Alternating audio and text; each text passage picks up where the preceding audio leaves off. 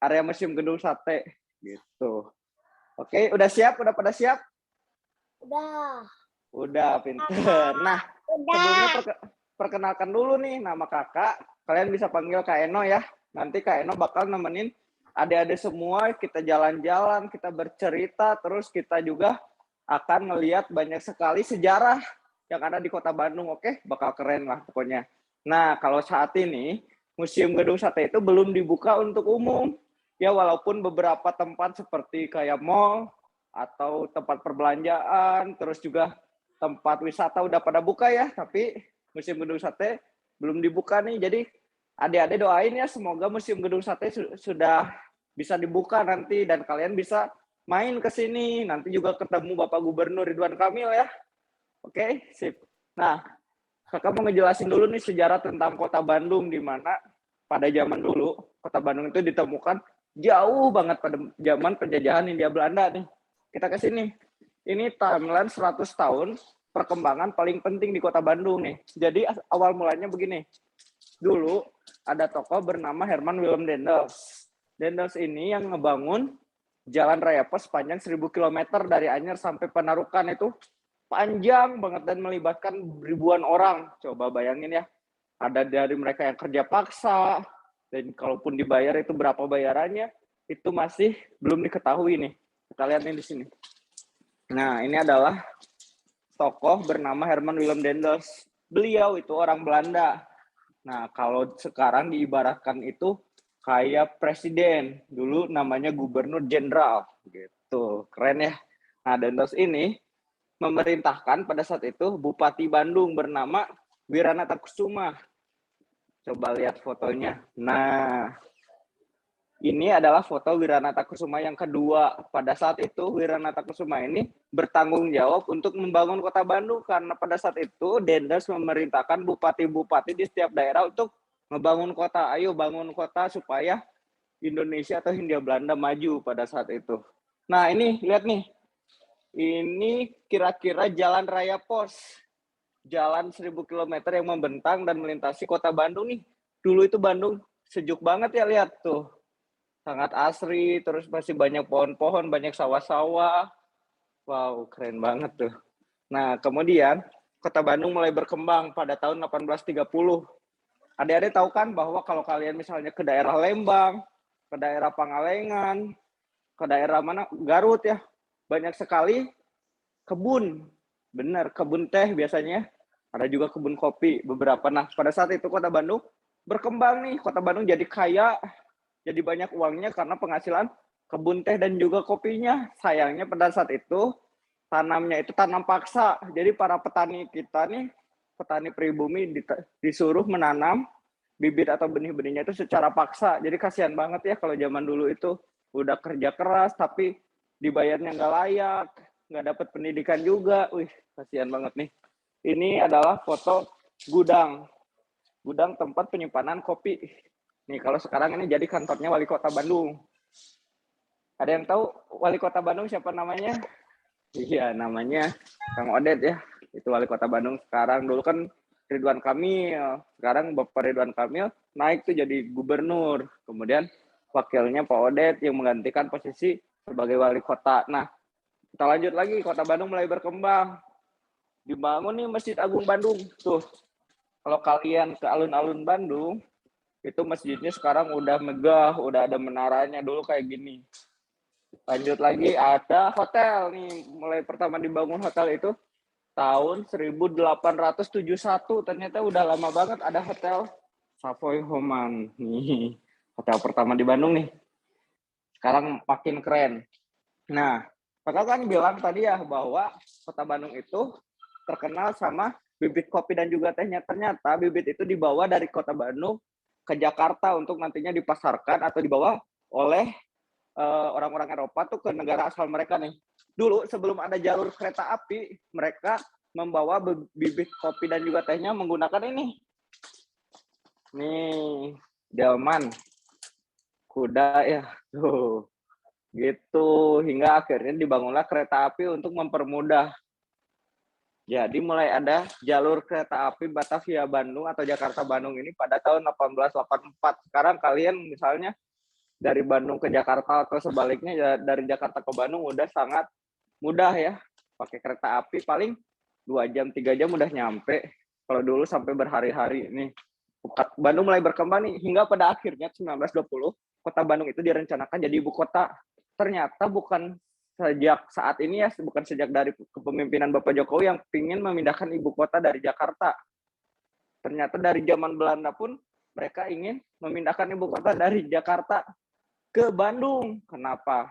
Karena Jakarta diperkirakan akan banjir dan juga akan tenggelam, terus juga udaranya nggak sehat karena terlalu panas dekat pelabuhan. Jadi banyak sekali kekurangan atau negativitas dari Jakarta sebagai ibu kota. Nah makanya mau dipindahin ke kota Bandung, tapi sayangnya terjadi krisis atau Belandanya keburu bangkrut, uangnya keburu habis. Nih, kalau jadi bakal kayak gini nih kompleknya.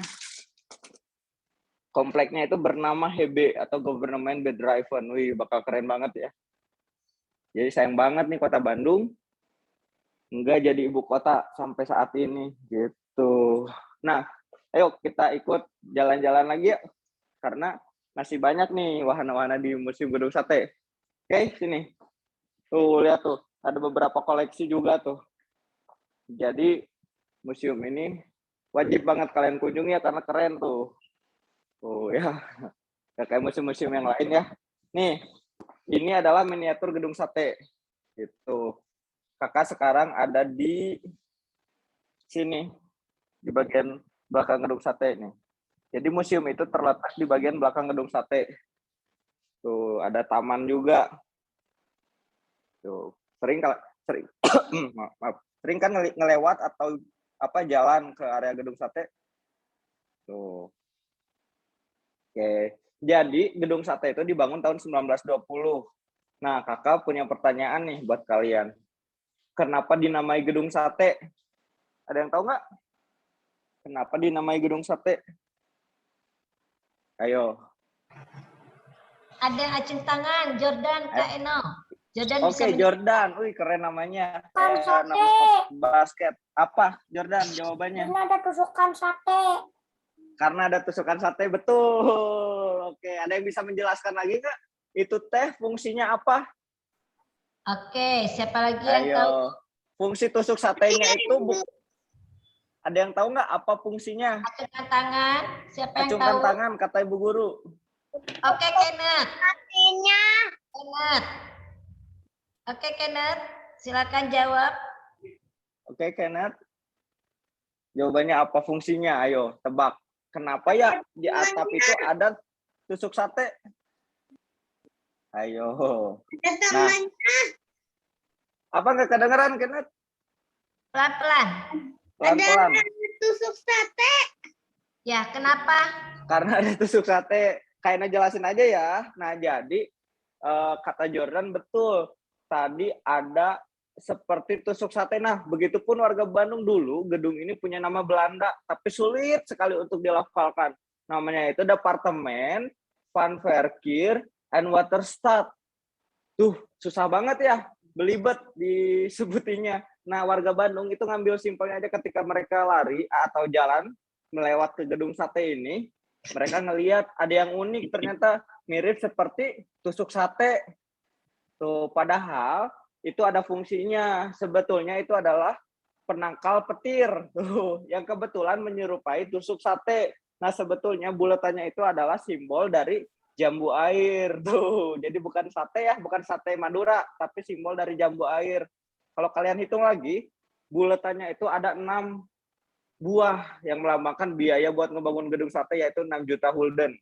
Wih, keren ya. Nah, ini lihat ada interactive glass nih.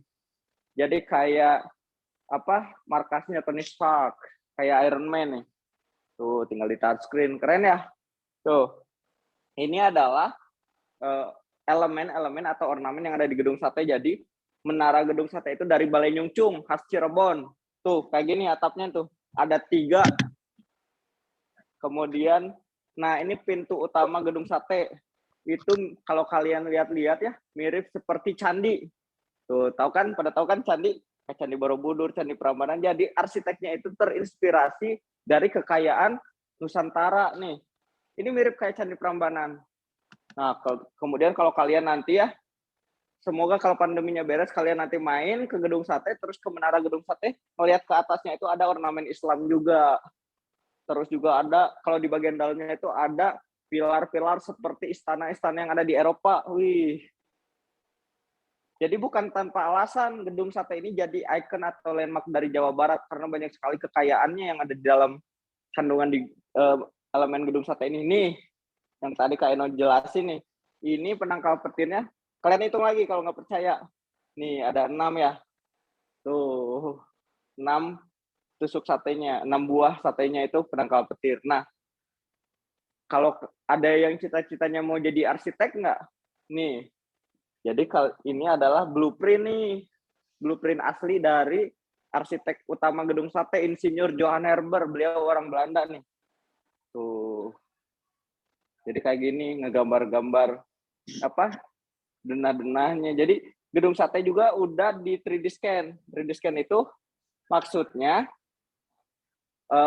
di copy ya detailnya di scanner, pakai teknologi scanner. Jadi kalau misalnya nih pemerintah Indonesia mau ngebikin Gedung Sate di daerah Maluku, di daerah Sulawesi bisa, karena ada hitung-hitungannya nih. Karena udah ada kopiannya. Tuh, ini sangat detail banget tuh. Jadi kalau misalnya mau ngebangun Gedung Sate di daerah lain pun bisa, karena udah ada 3D scan-nya. Oke, nih ada strukturnya juga, struktur beton bertulang nih. Wow, keren ya. Gedung Sate sekarang umurnya udah 101 tahun. 100 tahun lebih, bayangin. Masih kokoh sampai sekarang, belum ada rombakan dari arsitekturnya. Dari materialnya itu belum ada, karena kokoh sekali nih. Ini struktur beton bertulang namanya. Wih, keren juga. Nih. Sebelah sini. Nih ada maket Gedung Sate. Tuh.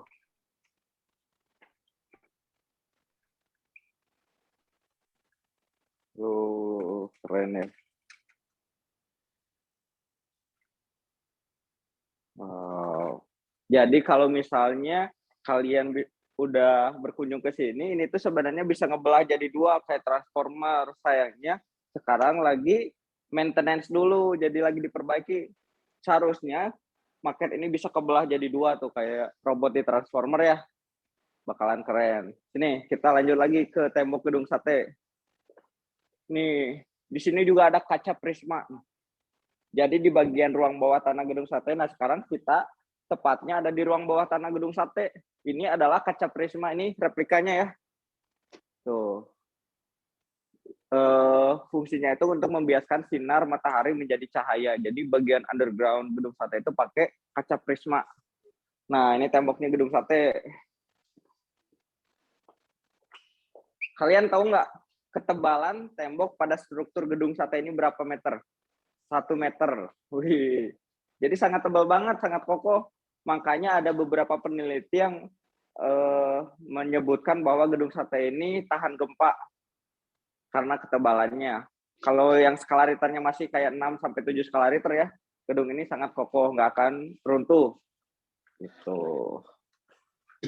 Nah, ini tebalnya. Oke. Nah, adik-adik dan juga ibu guru, kita kedatangan tamu ternyata Bapak Ridwan Kamil, ternyata ada di Museum Gedung Sate. Kemarin kan udah nyambut ya, karena Jawa Barat itu menang PON, penghargaan PON sebagai juara umum. Kebetulan ada sama kita Bapak Ridwan Kamil. Siapa yang mau ngobrol sama Bapak Ridwan Kamil? Pada mau nggak ketemu sama Bapak Ridwan Kamil? Ayo siapa teman-teman yang mau? Siapa yang mau? Kak Eno mau mempertemukan kalian sama Bapak Ridwan Kamil. Oke, siap? Kita bisa bertemu ya sama Bapak Ridwannya. Nanti kita sapa ya Bapak. ketemu sama gubernur. Terima kasih telah. Ini Bapak Ridwan Kamil. Ya, kena prank. Ya, kakak bercanda. Ini cuman apa? Replikanya Bapak Ridwan Kamil tuh. Jadi Jawa Barat menang juara umum PON Papua barusan ya. Jadi keren banget nih Jawa Barat itu, Jabar Kahiji. Tuh, Bapak Ridwan Kamil, Bapak UU, Jabar Nah, juara. jadi Jabar juara, Ibu. Jadi gubernur Jawa Barat itu udah ada kurang lebih 16 pergantian gubernur dari mulai gubernur pertama. Katanya nih banyak yang bilang, Bu, pengunjung di Museum Gedung Sate bilang kalau gubernur pertama Jawa Barat ini mirip sama Bapak Ridwan Kamil, ya nggak sih? Ayo adik-adik, mirip nggak? Mirip Nih, Sundananya kesini. banyak. Tuh, mirip nggak? Tuh. Ya. Ya. Oke, jadi nah kalau Gedung Sate ini sebenarnya baru jadi kantor gubernur itu pada tahun 1980, bukan dari pertama merdeka. Malah gubernur pertama Jawa Barat itu masih berkantor di Batavia atau Jakarta. Jadi Bapak Raden Mas Sutarjo ini berkantornya di Jakarta, adik-adik gitu. Nah, ini juga ada sirine yang kalau dinyalain kedengeran sampai 40 km. Nih. Coba kedengeran nggak ya? Coba. Kedengeran nggak? Bukan. Nih, jadi kalau zaman dulu kedengarannya itu sampai Sumedang, Cicalengka, Pangalengan, Cianjur, Purwakarta sampai Subang. Bayangin, dari kota Bandung itu kedengaran sampai 40 km. Fungsinya itu untuk memperingatkan warga Bandung kalau ada bahaya. Seperti Gunung Merapi, terus gempa bumi, terus juga longsor, ataupun perang gitu. Jadi nih, kalau adik-adik yang sekarang udah enak ya, udah bisa nonton video atau udah bisa ketemu teman-teman via Zoom, via video call, udah bisa Instagraman, TikTok. Zaman dulu kayak gini nih. Telepon zaman dulu kayak gini, boro-boro bisa video nih. Ini pakai jaringan terminal telepon.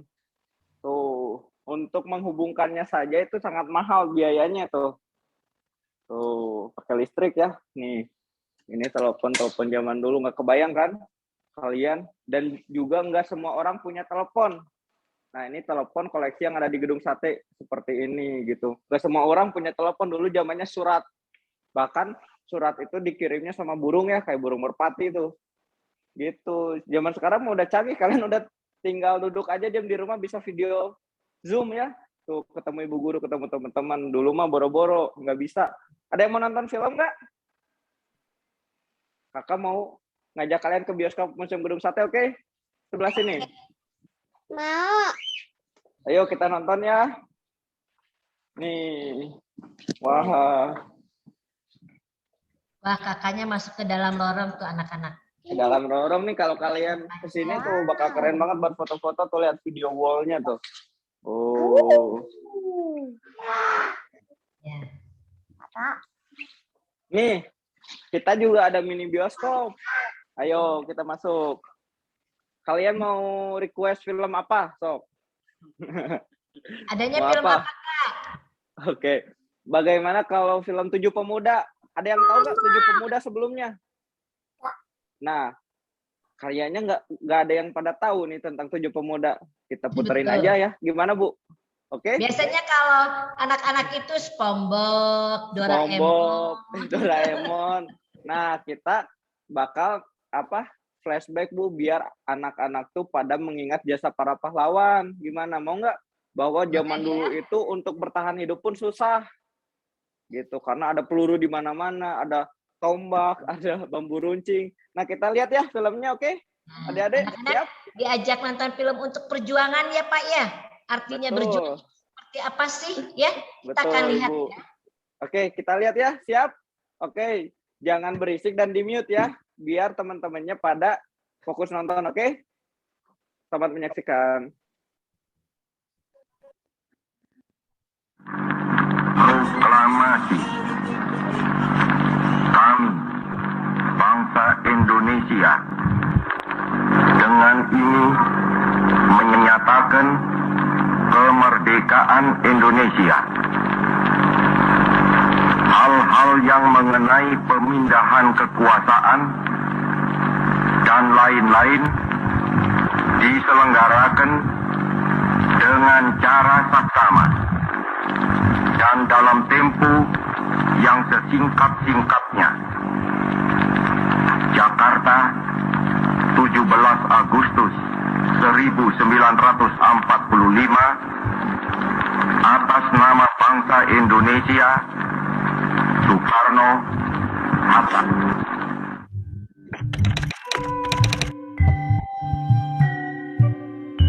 Proklamasi Kemerdekaan Indonesia pada 17 Agustus 1945 tidak serta-merta membuat bangsa Indonesia merasakan kemerdekaan sesungguhnya.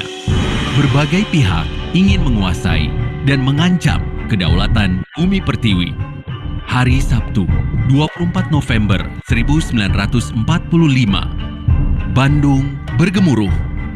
Tentara Sekutu Gurkha dan Nika tiba dan mengepung Gedung Sate sebagai sasaran utama untuk menguasai kota Bandung. Situasi mencekam dan kegaduhan pun perlahan memecah keheningan menjadi ketegangan. Derap langkah Mars tentara Sekutu serta mesin kendaraan perang meneror para pemuda di kota Bandung. Begitu masyarakat Bandung mendengar adanya tentara Gurkha Divisi Maratha 23, mereka bergidik. Gurkha, kumpulan tentara bayaran asal negara Nepal ini, terkenal bengis dan kejam. Pasukan ini bersenjatakan kukri, pisau melengkung khas Nepal yang sangat tajam dan kuat, dan mereka juga dilengkapi dengan senapan laras panjang asal Inggris, Lee Enfield. Banyaknya pasukan yang mengepung, serta suara yang semakin bergemuruh, membuat karyawan yang berada di dalam gedung sate semakin gelisah. Namun, tak ada kata mundur bagi 21 angkatan muda Kementerian Pekerjaan Umum saat itu.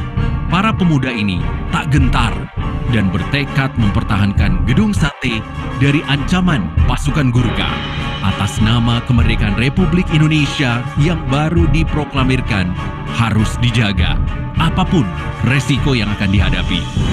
Perwakilan dari 21 pemuda Angkatan Muda Pekerjaan Umum hari itu mendatangi Markas Majelis Dewan Perjuangan Priangan (MDPP) yang berlokasi di Gang Asmi, Kota Bandung. Mereka menyatakan ingin mempertahankan gedung sate dari tentara Sekutu. Namun, Kepala MDPP saat itu, Sutoko, tak sependapat. Ia memberi arahan untuk segera bergabung, menyatukan kekuatan untuk mempertahankan kota Bandung Selatan. Namun, dengan keikhlasan serta tekad bulat, para pemuda berhasil meyakinkan Sutoko untuk memberikan persenjataan agar dapat mempertahankan gedung sate dari serangan pasukan Sekutu. Setelah hampir 10 hari mengepung gedung sate, pasukan Gurkha dan Nika pun menyerbu masuk ke gedung sate. Baku tembak pun tak terelakkan. Ya, sebuah pertempuran tak seimbang. 21 pemuda terkepung oleh gabungan tentara Sekutu, yaitu tentara Gurkha dan Nika. Namun, dengan sikap kesatria, mereka melakukan serangan balik pada tentara musuh. Walaupun dengan persenjataan seadanya dan berhasil mempertahankan gedung sate selama 4 jam dari gempuran tentara Sekutu. Pertempuran itu selesai ketika 7 pemuda gugur dan 14 dari 21 itu memutuskan untuk mundur. 7 tahun kemudian, pada tahun 1952, 3 dari 7 jasad pemuda itu ditemukan dalam sebuah lubang yang ditutup dengan batu yang terletak di halaman belakang gedung sate. Jenazah itu adalah Suhodo, Didi, dan Muhtarudin. Keempat jasad pemuda lainnya hingga saat ini belum berhasil ditemukan. Dan sebuah prasasti batu dibuat untuk mengenang perjuangan ketujuh pemuda itu. Sejak saat itu, tanggal 3 Desember ditetapkan sebagai Hari Bakti bagi Kementerian Pekerjaan Umum dan Perumahan Rakyat. 7 pemuda, sebuah kisah tentang kebaktian pemuda yang rela berjuang hingga titik darah penghabisan demi keutuhan dan kedaulatan Ibu Pertiwi, Republik Indonesia.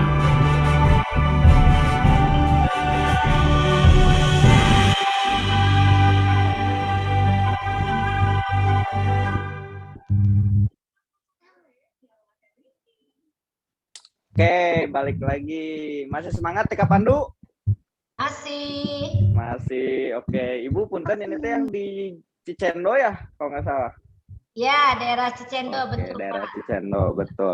Nah, tadi adik-adik udah menyaksikan film tentang 7 Pemuda ya. Jadi semangat atau rasa nasionalismenya harus kita contoh zaman sekarang. Jadi simpel aja kalian dengan belajar dengan tekun, terus enggak ngelawan orang tua, itu udah sifat nasionalisme yang keren banget ya. Terus juga ikut upacara itu udah keren gitu. Nah, kita bakal jalan-jalan lagi ke gimmicknya ya. Gimmicknya itu ada augmented reality. Udah pernah dengar augmented reality nih?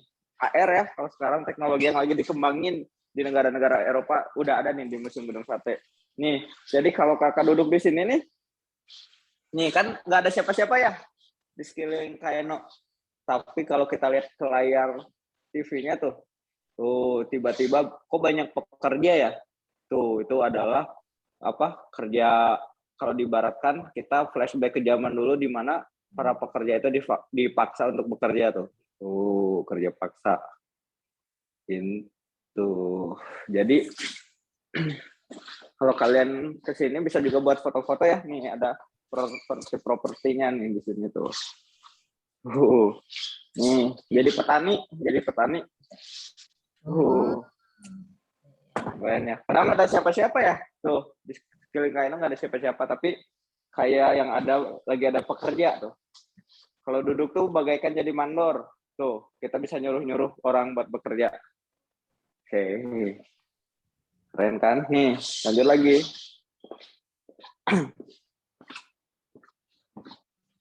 Nih. Ada VR. Virtual reality. Jadi, kalau kalian main ke Museum Gedung Sate, ada yang pernah nggak sih ke sini sebelum pandemi dulu? Nah, kalian bisa pakai VR. Nih, jadi adik-adik, ibu guru,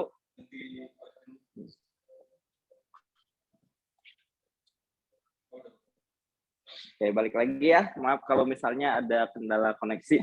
Nah, kita bisa pakai VR nih. Jadi kalian nggak bisa ngelihat, cuman Kak Eno aja yang bisa ngelihat nih. Nih, kalau Kak Eno ceritain aja ya, kalau pakai VR di Museum Gedung Sate ini, kita seakan-akan naik balon udara nih. Tuh, ini tinggi banget loh. Oh, ini kayak asli beneran nih. Di atasnya itu ada seperti api-api tuh, kayak balon udara beneran. Jadi ceritanya kita naik balon udara mengelilingi kota Bandung pada tahun 1920. Tuh nggak kebayang kan, bakal keren banget. Nih gedung-gedungnya yang harusnya terrealisasi. Wow. Ya sayang banget kalian nggak bisa lihat ya. Makanya nanti kalau udah dibuka Museum Gedung Satenya, kalian harus banget mengunjungi Museum Gedung Sate ya. Soalnya kan dekat juga ya, nggak terlalu jauh dari Cicendo ke Jalan Diponegoro. Nih. Ini ada arsitarium. Tuh, ada video-video juga yang menampilkan bangunan Nusantara. Oke. Nah. Oke.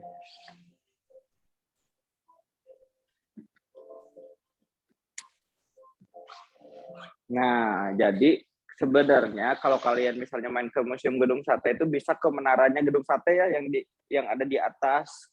Jadi bisa ngelihat juga pemandangan kota Bandung. Cuman sayangnya karena Museum Gedung Sate masih ditutup, jadi kita belum bisa ke area menara. Mangga Ibu kalau misalnya Museum Gedung Sate udah dibuka lagi, di Antos ya, ditunggu buat kedatangannya. Oke, nah kita sekarang ke sesi tanya jawab aja Ibu mungkin. Ya boleh.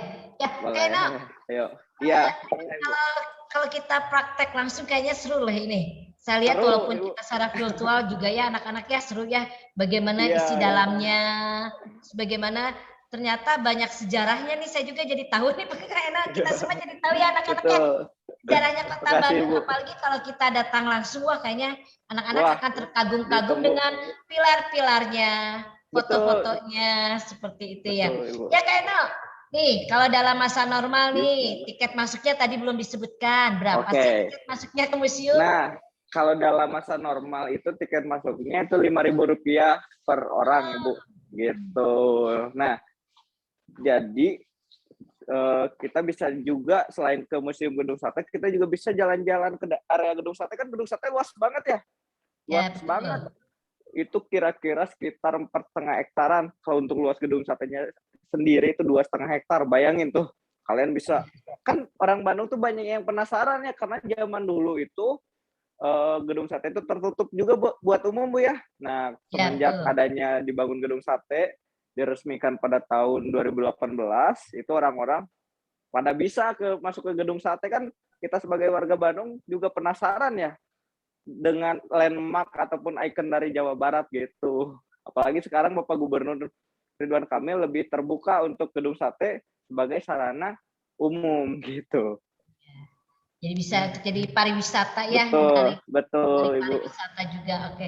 Nih anak-anak nih, tadi kan Kak Boleh. Eno udah ajak anak-anak jalan-jalan. Anak-anak sudah lihat.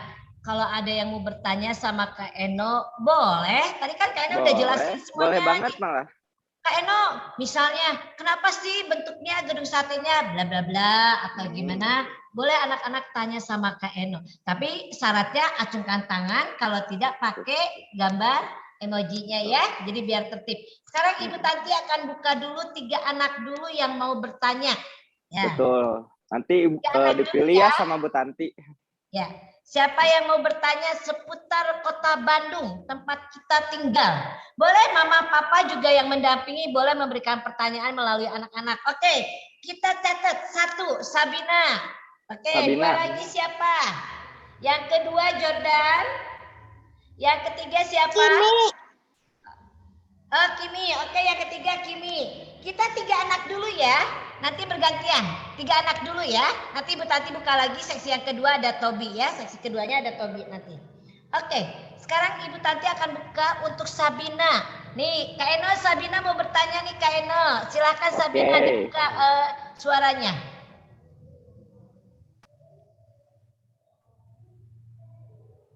Halo Sabina. Ya, Sabina boleh dibuka suaranya? Ya, Sabina mau bertanya apa?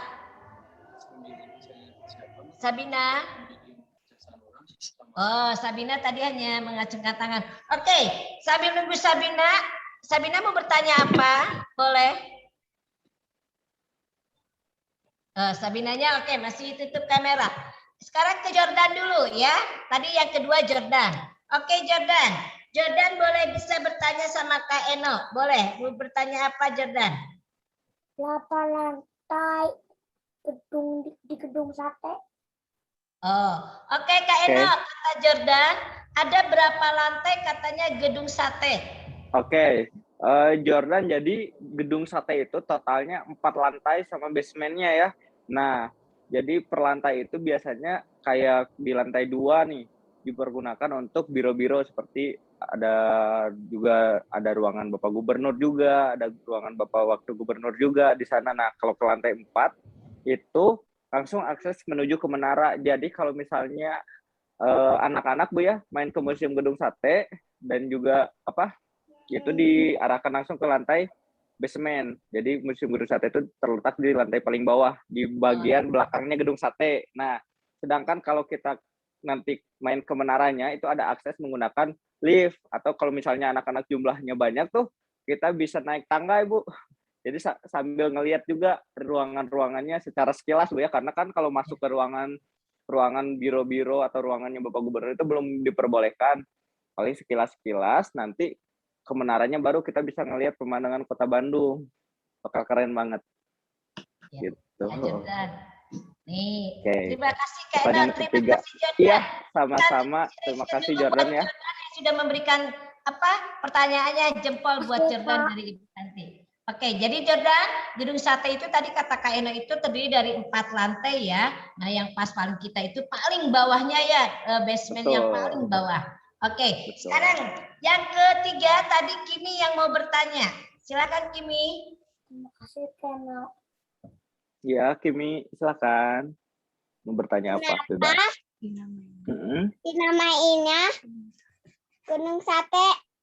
Oke, kenapa dinamainya Gedung Sate? Pertanyaan bagus Kimi. Jadi, kayak ulang lagi ya. Jadi Gedung Sate itu dulunya namanya Van Verkeer and Waterstaat. cuman susah banget nih disebutinnya. Mungkin Kimi juga susah ya kalau harus nyebutin gedung Van Verkeer and Waterstaat berulang-ulang, jadi susah. Nah, warga Bandung itu ngambil simpelnya, ketika dia jalan melewati gedung sate mirip seperti tusuk sate. Jadi ini informasinya dari mulut ke mulut gitu. Enggak emang dari awal mula dibangunnya itu langsung dinamai gedung sate sama pemerintahan Hindia Belanda, enggak. Cuman itu dari mulut ke mulut warga Bandung. Nah, ketika merdeka itu dihak-patenkan jadi nama gedung sate. Nah, karena unik, namanya unik dan juga bentuk bangunannya sangat megah dan juga indah, makanya diangkat jadi landmark ataupun simbol dari Kota Bandung, bahkan dari Jawa Barat. Gitu. Kita harus bangga punya gedung sate, oke? Pertanyaannya keren, Kimi. Gitu. Kak Ena, sebentar. Tadi kan karena kalau kita menyebutkan kan saya juga agak susah nih bahasanya. Betul. Bahasa Belanda atau bahasa apa ya? Bahasa Belanda, Ibu.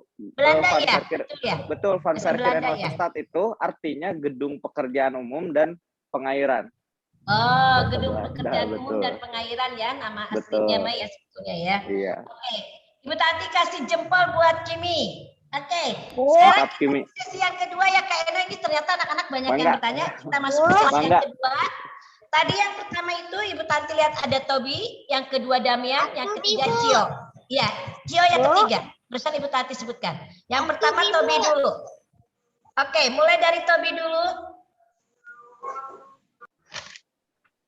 Ya, Tobi boleh bertanya, Tobi. Kenapa dulu banyak tentara? Oh, Oke, kenapa Tobi. pada zaman dulu kok banyak tentara sih di Kota Bandung? Oke. Nah, mungkin Tobi tadi juga sambil nontonnya film tentang 7 pemuda. Jadi karena dulu kan zaman kolonialisme atau zaman penjajahan ya. Jadi banyak gencatan-gencatan atau agresi militer. Nah, jadi ada 3 poros pada zaman itu atau 3 kubu. Yang satu orang-orang Belanda atau Hindia Belanda yang ingin mempertahankan daerah jajahan mereka. Yang kedua itu ada Indonesia yang bahkan nggak punya tentara resmi pada saat itu dan juga dilarang, sangat dilarang untuk persebarannya. Nah, mereka itu biasanya menggunakan senjata-senjata dari rampasan perang ataupun juga mereka bikin senjata sendiri kayak bambu runcing, itu benar. Dan yang ketiga itu ada Inggris juga atau tentara-tentara sekutu lain yang ingin mencuri atau merampas daerah-daerah yang ada di Indonesia. Jadi kenapa dulu tuh banyak sekali tersebar tentara-tentara yang ada di jalan-jalan juga itu. Dulu itu kalau kalian jalan-jalan tuh di mana-mana itu ada pos-pos tentara gitu, karena pada pengen mempertahankan negara Indonesia. Kan kita negara yang sangat kaya, banyak rempah-rempah, banyak juga sumber daya alam. Itulah kenapa banyak tentara-tentara gitu. Iya, betul. Jadi Tobi, tentara pada zaman itu untuk menjaga supaya negara kota kita itu tidak direbut oleh tentara Belanda tadi ya. Betul, iya Ibu. Tante, Jempol dulu buat Tobi. Oke. Tobi, Tante, mantap. Ya, kenapa Sabina? izin ke toilet. Ya, boleh. Oke, sekarang yang pertanyaan ketiga dari Cio. Cio. Silakan Cio, tidak usah menjulurkan lidahnya. Satenya pernah didudukin penjahat nggak? Tunggu. Dia lagi ngepikirin. Gedung satenya udah didudukin penjahat. Oh, Cio lagi mikir dulu mau nanya apa ya? Kalau Cio masih berpikir dulu, Ibu Tati ganti ke yang lain dulu ya. Kalau belum siap pertanyaannya. Ampur, Bu. Oke, Ibu Tati tadi lihat Rania. Rania tadi sudah mengacungkan pertanyaannya. Silakan Rania. Oke. Yuk, Cio boleh berpikir dulu. Kalau sudah siap baru. Sate dibuat. Kenapa Rania? Kenapa gedung sate dibuat? Oke, kenapa gedung sate dibuat ya? Betul. Oke, Rania keren pertanyaannya. Jadi alasan kenapa gedung sate dibuat itu karena tadi Kak Eno yang waktu awal banget itu bilang bahwa Kota Bandung itu mau dijadikan ibu kota. Nah, gedung sate itu sebagai gedung pertama yang dibangun untuk pemerintahannya gitu. Jadi kalau misalnya Bandung jadi ibu kota tuh istananya itu di gedung sate gitu kan. Keren pertanyaannya loh Rania. Oke, Ibu Tanti mungkin mohon maaf karena waktu juga dan juga ada online tour selanjutnya. Mungkin ada saya batasi boleh satu satu pertanyaan lagi? lagi. Iya, mangga Satu satu lagi pertanyaan tadi, lagi, Bu. Damian tadi udah mengacungkan tangan di yang kedua, cuma Ibu Tantinya nggak kesebut, cuma satu Damian saja ya Pak ya? Iya, nggak apa-apa, Ibu. Ya, Silakan. oke Damian, tinggal Damian. Karena tadi Ibu Tanti Damian kedua ya, yang pertanyaan tadi. Boleh Damian, silakan. Museumnya udah buka belum? Apa? Museumnya udah buka belum? Oke, Damian nanya museum Gedung Satenya udah buka belum? Nah, jadi mohon maaf sekali Damian. Kita juga pengen sebenarnya udah lama nih. Kayaknya nggak ngeliat nih adik-adik juga banyak pengunjung ke Museum Gedung Sate ini udah lama, udah 2 tahun bahkan selama pandemi ya. Jadi kita juga udah belum buka. Nah, cuman ada kabar gembira katanya, doain aja mungkin 1 bulan atau beberapa bulan ke depan kita akan buka lagi karena kan Kota Bandung itu keren ya dalam penanganan COVID-nya. Indonesia, Kota Bandung, Jabar itu keren. Kasus COVID udah turun banget sekarang ya. Nah, kalian juga udah pada bisa main ke mall, ke tempat wisata udah pada buka. Jadi kita harus banyak berdoa ya supaya pandeminya cepet-cepet beres. Terus kalian bisa main ke Gedung Sate, oke? Dari Cicendo nih, kalian rame-rame ke Museum Gedung Sate, nanti ketemu Kak Eno. Nanti kita jalan-jalan juga ya, mengitari Gedung Sate, ketemu Bapak Gubernur, oke? Siap. Oke, siap. Nah, Oke, Ibu Kak Eno. Tanti, Arthur, Ya, Bu. ini anak-anak antusias sekali ya. antusias Pertanyaannya, sekali. tetapi maaf sekali Mama Papa, karena Kak Eno juga akan melanjutkan tugas selanjutnya. Betul, Anak-anak Bu. nanti kapan-kapan kalau memang pandeminya sudah berlalu, kita bisa pergi main ke sana. Terima kasih banyak Kak Eno. Sebelumnya kita akan foto bersama Ibu, dulu ya terima Kak Eno kasih. ya. Saya juga terima kasih.